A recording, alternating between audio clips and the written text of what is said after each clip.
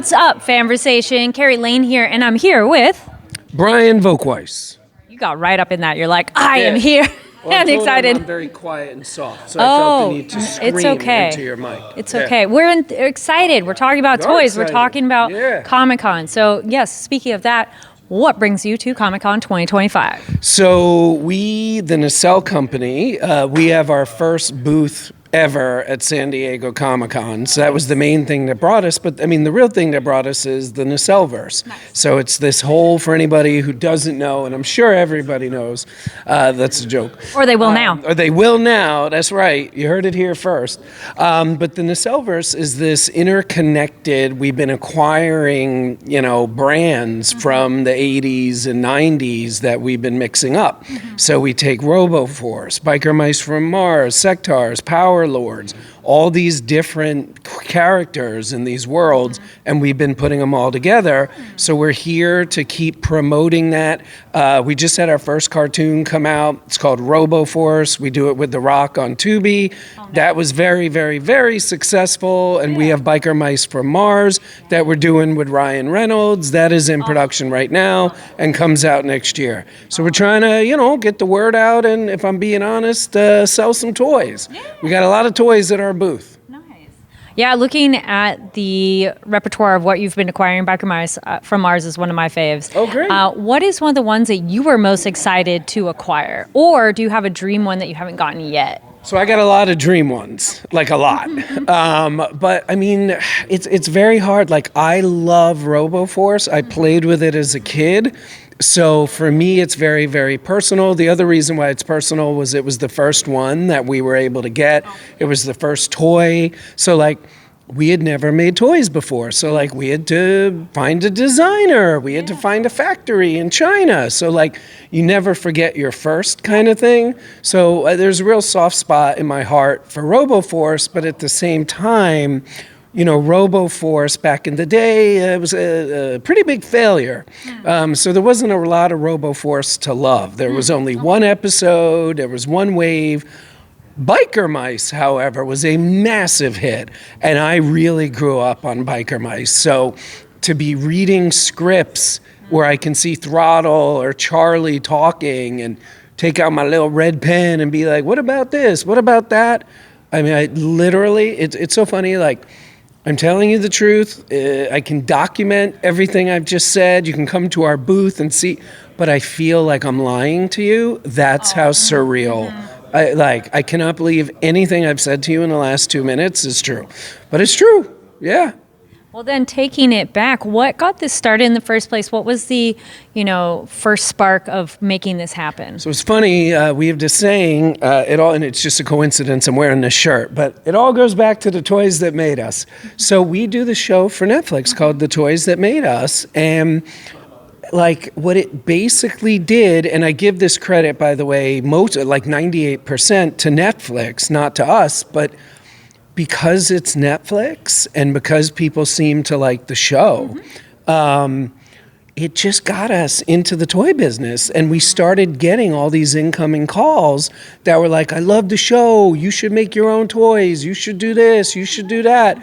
And one day I was like, yeah, we should do that. And that really is what happened. Yeah, I got a call from a guy who basically was he was like an agent for toy designers. And he called me up and he was like, hey, I bet if I came to work for you and I was able to do what I do for my clients, I bet we could really build something special. And it's too soon, and it would also be egotistical for me to call what we're doing special, but we are trying very, very hard to make something special. We're trying to make this independent, connected, shared universe that has a lot of heart. It has a lot of laughs. My background's in comedy. We produce more stand-up comedy than anybody to this day. And we really try and put the heart and the laughs into everything we do. And like I said, it's this independent vibe that I always say, we don't want to be Nike, we want to be Airwalk. And that's what we've set out to do. Now, getting more clarification, when you're saying a shared universe, are these characters from different properties interacting in the same space? So okay. in our first series, and again, thank you, because I'm obviously explaining this very badly. No, it's one of those, like, I kind of thought that's what you meant, but how we use the term a universe, like there's a cinematic universe, there's television one, so I was like, okay, wait. This one's TV. This is right now. Yeah. But that's such a neat concept too, because this is like those, almost what if comics, and it's kind of there were other comics that were like alternate pairing of characters. So it seems like really. Tell me then, as a creative, what is that like for you to be, you could do whatever you want. It's so interesting because every line has kind of different rules. Mm-hmm. So to your point, so the first series that we put out this past April on Tubi, RoboForce. If you watch RoboForce, there are characters that we created who are sectarian. There's creatures that we created that are RoboForce robots. So, and there's cameos with Biker Mice from Mars. There's cameos from Cowboys and Moo Mesa. So yes, you're absolutely right. We took all these characters from all these properties that were all separate in the 80s and 90s, and we've put them all in the shared universe. Now, to actually answer your question, different lines have different rules. Mm-hmm. RoboForce, like I told you, was a disaster. So there, for us now, 40 years later, there's kind of no rules because to a certain degree, when we started, no one cared. So there was like a planet with 8 billion people on it. There might be 10,000 RoboForce fans of the original. Biker Mice, the opposite. Biker Mice, I would conservatively estimate, has over 30 million fans worldwide. Probably at least 20, 25 of them are in the US.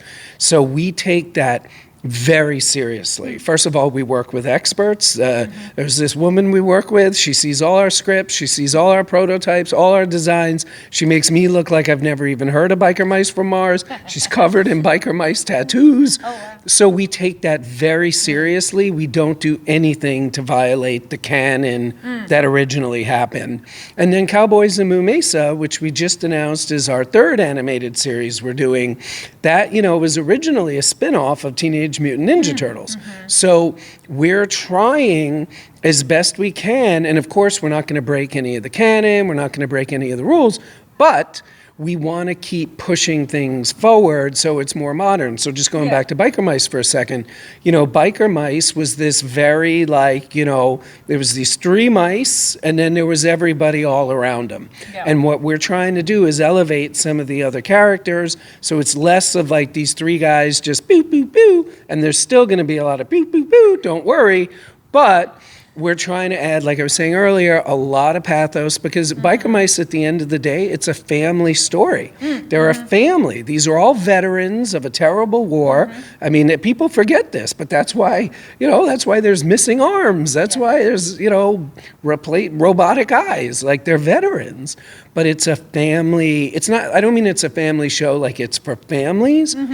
But all these characters... It's about family. Well, it's about family. I mean, thank you. Yeah. We should switch jobs. Actually, I don't know if I'd be good at your job. Okay. But you'd be better than me at mine. You're doing great. But that said, it's about the families. So that's and we're taking that very seriously.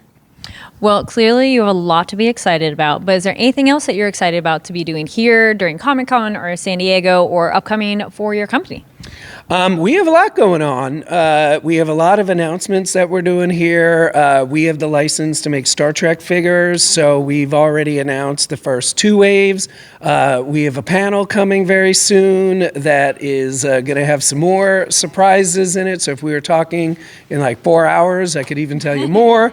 But yes, very, very excited about Star Trek. And really, it's the NacelleVerse that we're here to really hopefully keep nudging forward and getting the whole thing to be near and dear to everybody's heart. That's what we're trying to do.